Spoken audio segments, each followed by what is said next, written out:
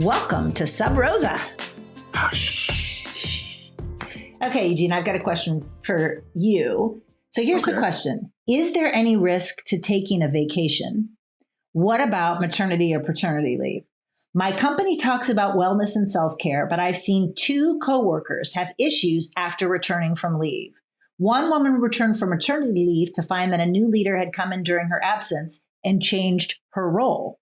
Another coworker was on a 3-week vacation. We have unlimited PTO, and his team resented him and got used to working without him. How do you suggest managing the risks of a leave? I'm not going to have any good advice for you here because it's pretty clear to me that you shouldn't take it. In fact, it's weird upside down land, because if you're in a corporation when they're actively and aggressively urging you to take vacation, it means they're having a hard time balancing the books and rather than have layoffs, they want you to use up that vacation time, which if you don't use it, counts up as, outflow. So they have to, they want you to spend that money so they don't have, you're not going to find, in Silicon Valley, you're not going to find it. Despite all the talk about kinder, gentler, you're absolutely not. 3 weeks off, unless you're working for the only place on the planet where you will get away with this is if you're working for a European company. There's that's why they've done this clever thing. They now personalized PTO, which means you have unlimited numbers of days that you could take off. But you got to understand, that's like a parental threat. When's my curfew, Mom? Well, come home when you think it's right. Yeah, okay. If you take that to heart, you come home at 3 a.m, you will know that you'll be grounded for the rest of the year. So, it's a test. It's a test. I hate to say it, but I know guys who are taking paternity leave. I know a guy very specifically who had Google who's taking paternity leave, but he cleverly has a huge amount of it, but he's taking it off 2 weeks at a time or a week at a time or a few days at a time, which is not really in the spirit. It's supposed to be a sabbatical. That's not the spirit in which it was intended, but what he's doing is trying to hide in plain sight. But that's an option for, a parent who hasn't actually given birth to a child. Right? For a person who has actually given birth to a child, they're going to need some time. Having given birth to 2 children, you need some time. You can't, you have to have some time. And then there's also the idea of like bonding with the infant. Of course. For either parent. Okay. With mothers, there's a greater understanding that, but it's because of male weirdness about like, you don't want her passing out in the office or some kind of, it's not for concern or care about the kid or the relationship. It's like, it's the men, there's this fuzzy idea. It's kind of like surgery. Let's let her get, maybe it's like having your shoulder scoped. So, but it's the bare minimum. There are women I know who work over at Stanford Hospital as doctors who are like, yeah, great, I'm a doctor, but I don't get any more maternity leave than anybody else. I just had a kid. I'm trying to find childcare for like a 3-month-old. How is that even sane? What is wrong with America? And this was actually a conversation I had with somebody who's not an American doctor, but who's now a doctor in America, right? It's like, and of course, my right-leaning friends go, well, if she doesn't like it, she can go back to Germany. It's like, Germany was having a demographic time bomb and, needs to deal with it. Is your maternity leave is like 2 years and you got a job when you come back, right? Because they want to encourage you to childbirth so they can have more Germans. Or you just have a better, some friends of mine got moved to Canada and she had a year of, she's a physician. She had a year of maternity leave paid to be home, which is more civilized.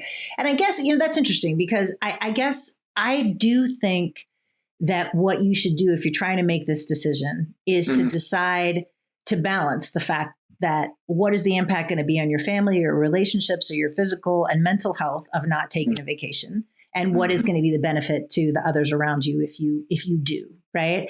I have never been a big vacation taker, more because I'm a workaholic than anything else. But I agree with you that 2 weeks is probably it. and that doing smaller 2-week increments. And they do say that 2 weeks will give you that sort of mental cleanse that you need to, reset or stress or whatever. But I also think that there's some other things that you could do, which is, make sure you have everything in writing. Right. And there are, particularly for parental leave, there are some, in some states do have some protections. So you could look at that. If you are a boss, you are showing people that they should take time off, right? You are showing them that. And I do think, especially with maternity leave or parental leave, it really is important. It's important for your kid. It's important for the relationship with the other person that you had a kid with. And it can make such a difference long term. And so I think you should figure out a way to do it. But one thing that I do want to say, and I kind of wondered about this with this question, is when you are gone, people are going to get along without you. And sometimes there's a ego-driven discomfort when you come back, whether it's from maternity leave or from an extended vacation or an academic sabbatical, of like, wait, you didn't miss me? And I think you also have to have an expectation that people are going to reconfigure around your absence, right? They're going to do what they need to do. They're going to fill in that hole in whatever ways are appropriate. And so when you come back, there probably is going to be a little bit of dissonance. There probably is going to be a little bit of stress, and that is just human nature. It might not be being done at you. I'm wondering if the work from home model or the hybrid model will change this. In what way? Because you can, if I'm working from home full time, and I have a 5-month-old, and I don't desire to go back to work, might I not hire a nanny to come in, but then I'm still there in the household and I can breastfeed as often as I want, but the nanny is there to put the kid down? Is that something affordable? Is that something that makes sense? Is that technically, have I broached or breached the maternity leave understanding by saying, am I screwing up other people by saying, I'm only going to take a 3-week maternity leave. I'll be back on the job. I'll be attending all the meetings because I'm doing it from home. Is that have things changed for the better or for worse in regards to vacation time if you're working from home? But see, I think there's a key thing, though, is that a lot of what I am hearing is that some people are staying home, working from home, and not getting a nanny. And I've heard of companies that are making it a stipulation that if you are going to work from home and you have kids, you have to prove to us that you have childcare during working hours. Oh. And I've heard that more than once about more than one organization. And that, to me, starts to get pretty creepy, right? Yeah. And what are we going to do? Big Brother surveillance on everybody to find out what if the kid is in daycare but is homesick? Like, how does that work, right? And I think that's what part of the challenge is around all these things. And again, I think rather than saying the solution is for an individual parent or, woman to figure out what it is that she's going to do, to look at these as larger systemic issues. Right. If we had affordable, good childcare like they do in many companies, you wouldn't have to have that sort of bargain. If childcare wasn't, if you're making $60,000 a year and you're living in Seattle and you have to pay $15,000 of that to childcare for one kid, you have a significant financial incentive to not pay for that. Right. Or to do it for fewer days. And so I do think it is useful to not forget that these are not individual solutions for parents and their employers to figure out. Washington State now has a parental leave. You can get paid parental leave for, I think it's 12 weeks. For the state, which is also beneficial. Yeah, but then they do that weird thing where they say, okay, if your job, like, they are obliged to not separate you from your job when you're on leave. However, that doesn't mean that they are forced to maintain your job. They can't separate you from the job, but they can get rid of that job. All they promise is that we'll find another place for you. Right. So ostensibly, you could say, oh, you were an assistant vice president? Okay, well, we eliminated that position. However, we do have a position in janitorial. Well, then they wised up and they said, okay, no, it has to be a parallel position, a relatively parallel position. And it's in that relatively parallel position that you get this kind of delta of weirdness where it's like, okay, it's not janitorial, but this is a dead end career move here right now, So It's strange. It's not a cool place to be. I mean, again, my best advice is to find a non-U.S. owner, because U.S. owners are not playing around. Right. They don't care. So unfortunately, that's what our suggestion is be careful about vacation.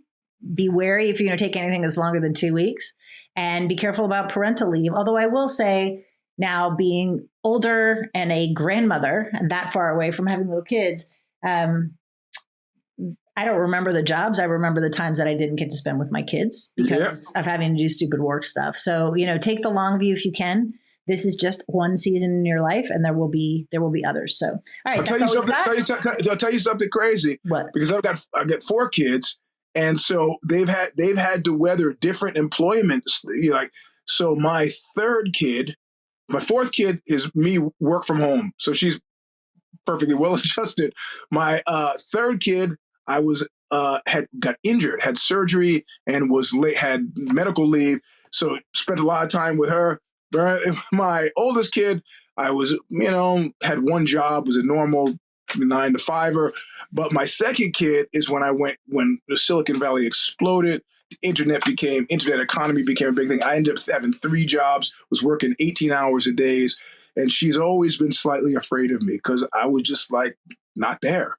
I'm not one of those dads that was there, but not there, but actually physically not there. I was on a plane somewhere, and it's to this day, she's 24, soon to be 25. It's actually affected our relationship. I mean, we have a good relationship, but it's fundamentally different from the other 3. So, and I'm sorry to hear that.